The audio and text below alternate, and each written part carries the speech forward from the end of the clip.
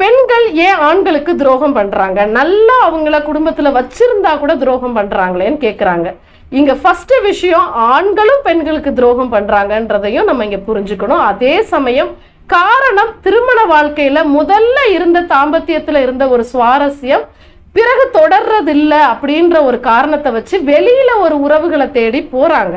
ஆனாலும் அந்த உறவுகளிலும் அவங்களுக்கு நிலைக்கிறது இல்ல, சலிப்படைஞ்சு திரும்பி அந்த உறவுகள்ல இருந்தும் வெளியில வந்துடுறாங்க. இதுல ஒரு ஆணா இருக்கட்டும் பெண்ணா இருக்கட்டும் புரிஞ்சுக்க கூடிய விஷயம் என்னன்னா, திருமண வாழ்க்கை தாம்பத்தியம் சரியில்லை அப்படின்ற ஒரு காரணத்துக்காக முறிக்கிறதோ அந்த வாழ்க்கையை விட்டு வெளியில வர்றதோ நல்ல தீர்வு ஆகாது. நமக்கு ஒரு துணை வேண்டும்ன்ற அந்த இடத்துல ஒரு மெச்சூரிட்டியா அந்த விஷயத்தை புரிஞ்சுக்கணும். அதை தாண்டி பாலியல் சார்ந்த ஆசைகளுக்காக நீங்க வேற ஒரு உறவை தேடி போனீங்கன்னா ஒரு இயல்பு வாழ்க்கையில உங்களால வாழ முடியாது. குடும்ப வாழ்க்கையை இழந்து நடுத்தெருவுல தான் நிக்கணும்.